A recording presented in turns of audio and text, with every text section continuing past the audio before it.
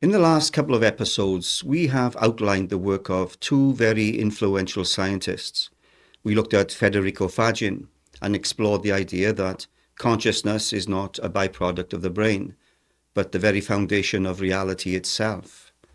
And when we turned to Donald Hoffman, we saw how perception might be less about truth and more about survival, a kind of interface that shields us from the deeper nature of existence. But there is another voice I feel we must bring into this unfolding discussion. A voice that doesn't just theorize about consciousness, but lives from within it. And that voice is Eckhart Tolle. And there is an important reason I want to look at Tolle and his teaching. A rationale that, if I didn't include it, I feel it would make me look careless and negligent. It would be remiss of me not to incorporate it. And that's the story of the despair that marked his life before his awakening. And this is important because I feel that oftentimes this kind of study or theme can appear to circumvent or trivialize the suffering that most people experience in this reality. And that's not what I'm about. I believe most of us can identify with that frame of mind, especially during these dark times we seem to be living through. Times of deep polarization and division, which is afflicting this world in a big way.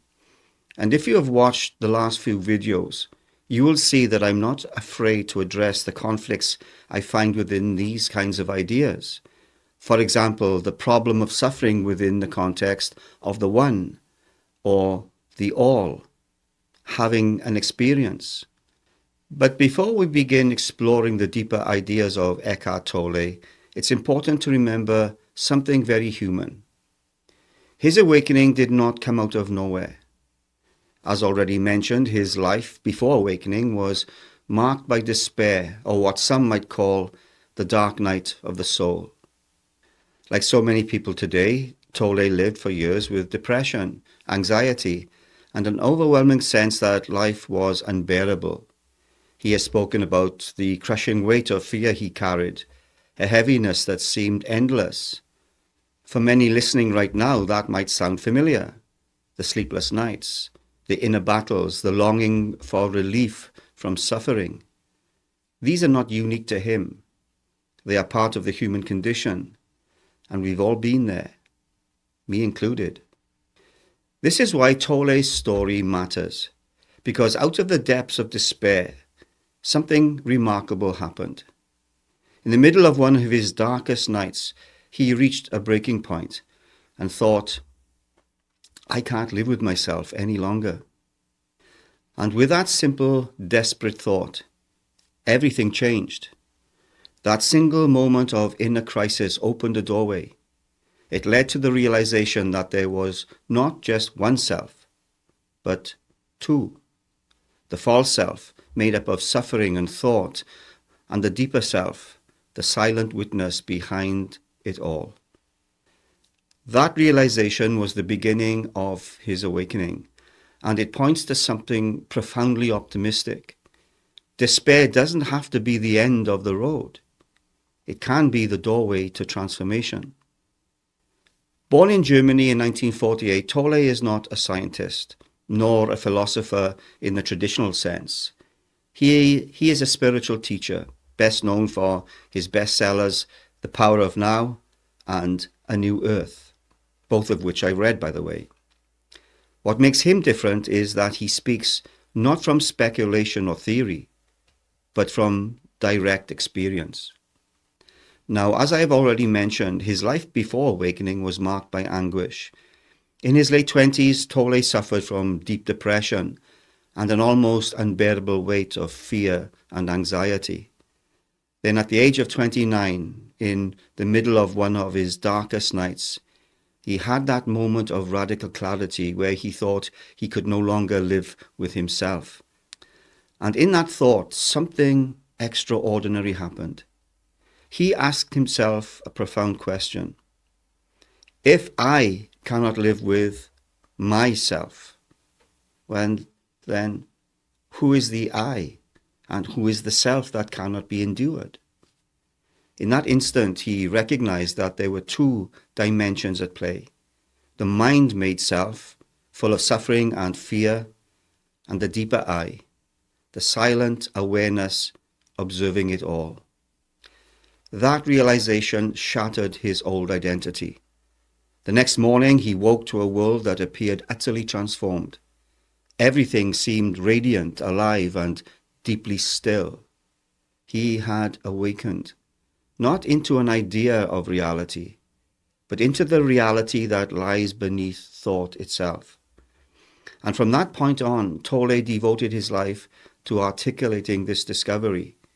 And his message is profoundly simple. We are not our thoughts. We are not our emotions. But we are the awareness behind them. And this is already echoing what we've been pursuing these past few episodes, but with an extra dimension: how to cope with crushing despair. At the heart of his teaching is the power of presence. The past and the future exist only in the mind, as memory and anticipation. This perceived reality we live in is always here, always now. To awaken is to return to this moment, to the now, which is the only place life ever truly unfolds. Only the now exists. He also describes the pain body, a kind of energetic residue of emotional pain carried within us. The pain body feeds on negative thinking and drama, resurfacing when triggered. But when we bring presence to it, when we observe it rather than identify it, well, it loses its grip. Tolle also unmasks the ego, or the false self, made of thoughts, roles, and identifications. The ego thrives on separation, comparison, and fear. Awakening is the shift from ego identity to pure presence, where peace and unity are found. Eckhart doesn't offer us a theory to believe in, but a practice of recognition, to notice the stillness at the center of our being, to rest in the awareness that we already are. His teaching brings us beyond concepts and theories and directly into experience. In short, where Hoffman suggests that reality is hidden by a perceptual veil, and where Fagin argues for consciousness as fundamental to existence, Tolle says, stop theorizing. Instead, step into the now. The truth of who you are has always been here, waiting in the silence of presence. So let's explore this further, shall we? Because, well, I'm the grumpy grandpa.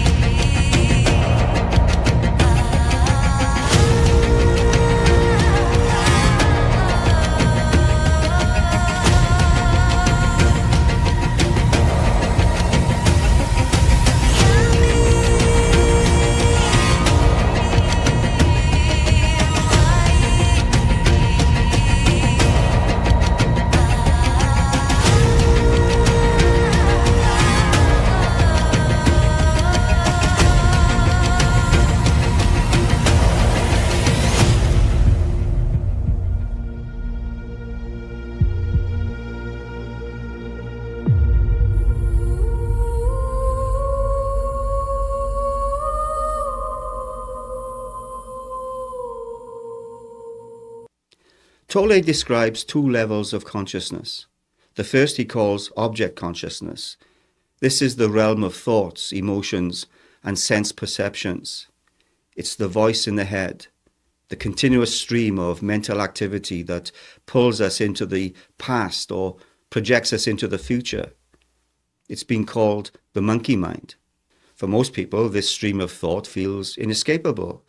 And because they identify with it, they become completely defined by their conditioning, their emotions, their opinions, their programming. In this state, Tolle says, we are spiritually unconscious. The second is what he calls space consciousness. It cannot be defined, only experienced.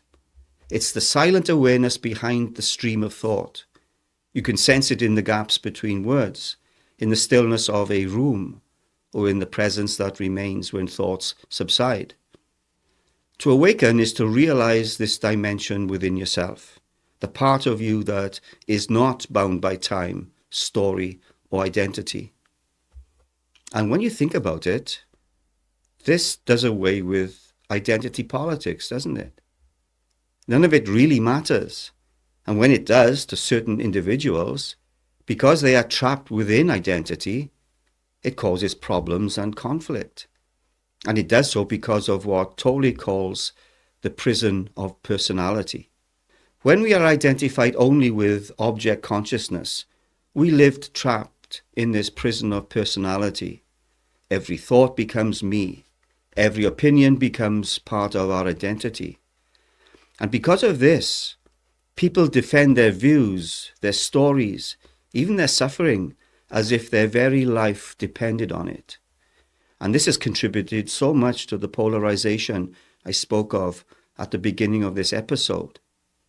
And sadly, we have seen this played out recently with the murder of 2 young children in Minneapolis by someone confused over and driven by the illusion of identity. This constant identification creates a permanent sense of insufficiency, a feeling that something is missing, that life is not enough. This is why so many chase fulfillment in careers, possession, relationships, or fame. I wonder if I'll ever be rich or famous. Nah, not interested, because whatever is gained soon fades, and the sense of lack returns. Tolle also describes what he calls the pain body, the accumulation of old emotional pain stored within us. For a while it may lie dormant, but eventually it awakens, feeding on drama and conflict.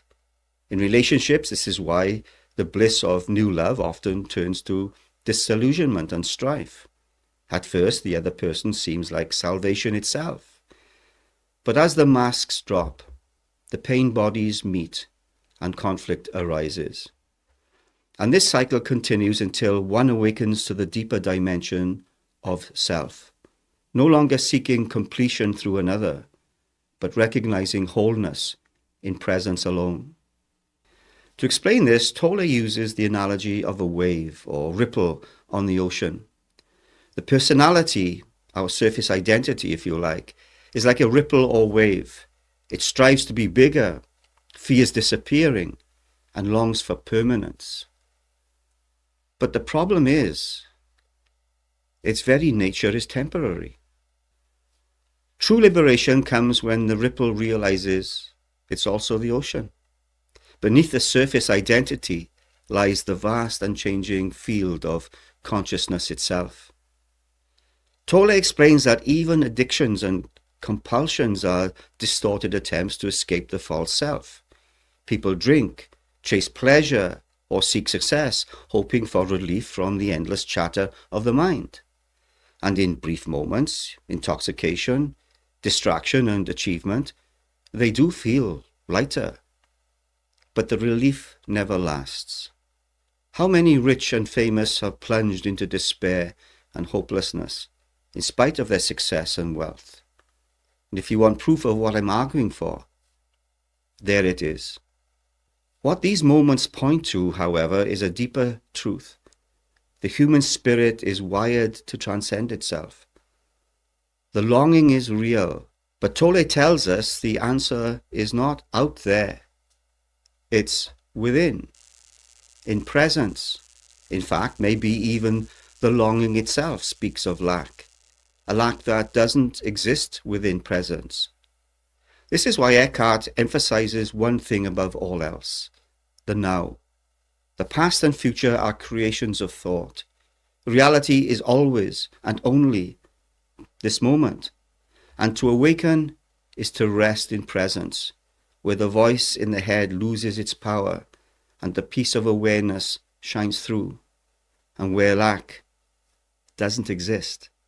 Where Hoffman might tell us perception hides reality, and Fagin shows us that consciousness is the foundation of existence, Tolle points us directly to the lived experience. He says, stop rummaging around. Step into the now. The truth of who you are has always been here, waiting in the silence of presence. And maybe in this silence, we find that the search is over in any case. So where does this leave us? Eckhart Tolle reminds us that most of the pain we carry is not caused by life itself, but by the mind's resistance to life. He writes, the greater part of pain is unnecessary. It is self-created, as long as the unobserved mind runs your life. This is the essence of what he calls the observer effect, not in the language of physics, but in the spiritual sense. The very act of observing the mind begins to dissolve its grip. When the mind runs unchecked, thought and emotion emerge into suffering, fear of the future, regret of the past, self-criticism, resentment, envy. These are patterns that thrive only when they go unnoticed. But the moment you bring awareness to them, something remarkable happens. You step out of identification. You're no longer the thought. You are no longer the pain. You are the awareness watching it. This shift from being lost in the stream of thought to being the observer of thought is the key to liberation. It doesn't mean that pain will never arise. I get leg cramps every night. Life still brings challenges, but suffering, the psychological weight we carry on top of life's challenges, dissolves in the light of awareness. Tolle calls this awakening to the inner observer. Just as you can notice the silence between words, you can notice the stillness within yourself. And in that noticing, the grip of the mind loosens. Now, I have observed this phenomenon many times myself. In this way, consciousness becomes the way out of pain, not by fighting, not by suppressing, not by chasing a better future or identity, but by simply observing, by shining the light of awareness on the mind.